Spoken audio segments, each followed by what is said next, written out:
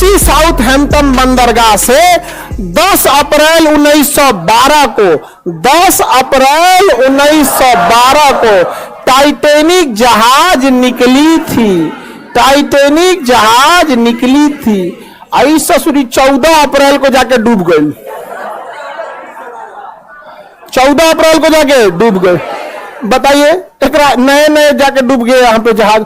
इसका नाम रखा गया था अनसिंकेबल, जो कभी डूब नहीं सकता है। पहले यात्रा में डूब गया यहां पर। रीजन था उसका, समझिए ध्यान से। ये साउथहैम्पटन से निकला, एकदम फर्स्ट क्लास निकल गया था। जब यहां पहुंचा तो ये है आपका बफिन की खाड़ी। यहां से निकली थी लेब्राडोर की ठंडी जलधारा। ये एरिया को बर्फ बना देती है। तो इस एरिया में बहुत ज्यादा बर्फ रहते हैं, बहुत ज्यादा बर्फ। इसे यहां के कैप्टन थे टाइटैनिक के, विलियम मडोक। इन्हें वार्निंग दिया गया था कि बर्फ बहुत ज्यादा है, संभल के चलिएगा। तो जिसने वार्निंग दिया था ना, उनसे इनका स्टूडेंट लाइफ में थोड़ा सा नहीं होता है ईगो के, अनसिंकेबल, धाए दे लेके चल दिए। मौसम धुंधला था उस समय, रडार नहीं हुआ करते थे।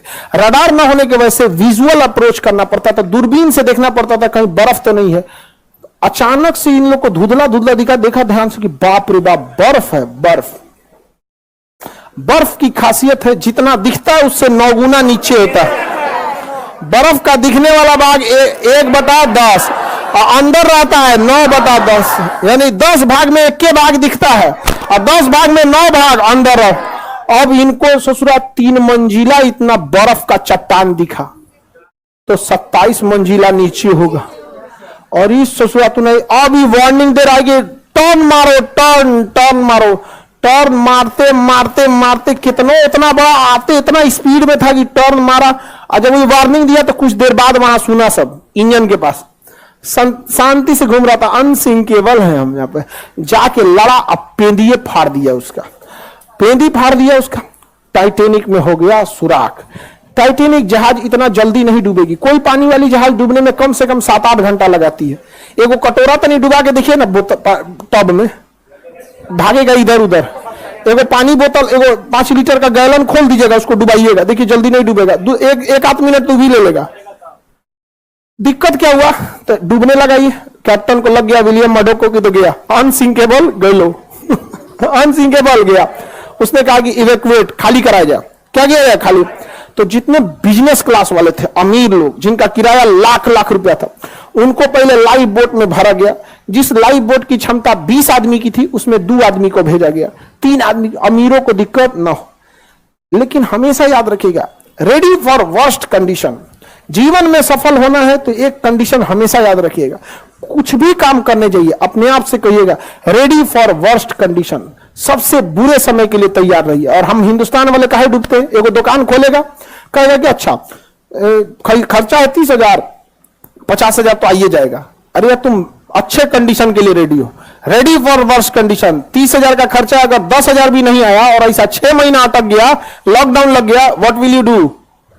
समझ आ गया कि नहीं आ गया? रेडी फॉर वर्स्ट कंडीशन, हमेशा रेडी रहिएगा। इसको लगा कि हम तो आराम आराम से निकालिए देंगे, तब तक टाइटैनिक बीच में से टूट गया। अब तो डूबने की रफ्तार बढ़ गई। अब हो गया अफरा तफरी। अब बोट हो गई कम। शुरुआत में जिसकी बोट की कैपेसिटी थी 20 आदमी की, उसमें भेजा 5 आदमी, 2 आदमी। बाद में वो 20 आदमी वाले पे उतार दिया 50 आदमी, वो डूब गया। अब इतना तेजी से टाइटैनिक डूबने लगा कि लोग लाइफ जैकेट पहन के कूद गए। उसमें भी कोई दिक्कत नहीं होता। बर्फ था, -2 डिग्री टेम्परेचर था, टेम्परेचर ठंडी से मर गया सब। ऐसे पानी में कूद जाते लाइफ जैकेट पहन के तो कोई दिक्कत नहीं था। बड़ी मछलियां ऊपर नहीं आती हैं, बड़ी मछली नीचे अपना ताम झाम करते रहते हैं। बड़ी मछली ऊपर काहे आने वाली है? ऊपर ज्यादा कूदती है डॉल्फिन, वेल मछली। तो वेल मछली हम लोग को खाइए नहीं पाएगी, उसका मुंह इतना बड़ा नहीं होता। घोटने वाला मुंह छोटा होता है, ऐसे मुंह बड़ा होता है। जैसे इतना लोग हैं लोग ना, इस लाइन के एक बार में खा जाएगी वो, लेकिन घोट नहीं पाएगी, इतना बड़ा मुंह खोलती है। घोट, अब हम ही लोग हैं, इतना मुंह में भर लेते हैं, क्या हड़ाक दे घोट पड़ते हैं? भरने का तो भर लिया,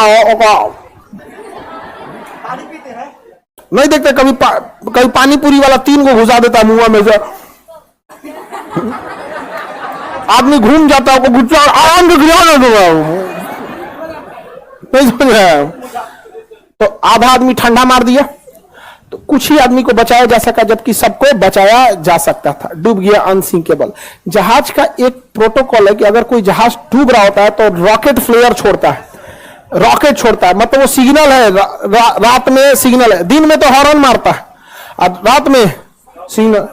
बगल से एक ब्राजील का जहाज गुजर रहा था, लगभग 80 से 100 किलोमीटर की दूरी पे था, गुजर रहा है। उसको लगा कि लोग पार्टी मना रहे हैं, रॉकेट छोड़ के पार्टी मना रहे हैं, छोड़ के चल दिया वहां पे। टाइटैनिक की कहानी खत्म।